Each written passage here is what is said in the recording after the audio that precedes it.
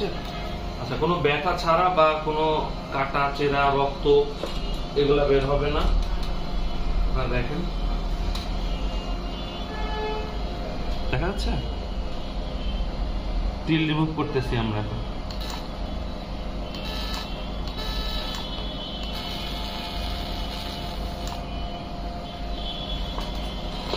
তুলা টুক দেখলাম কই, এই যে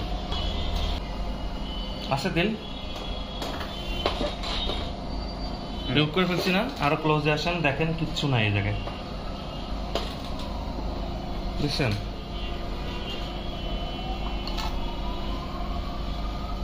আর একটা আছে তিল, এটা হচ্ছে ওনার গলায়, দেখেন এই যে এটা নিয়ে আসেন গলায়, দেখেন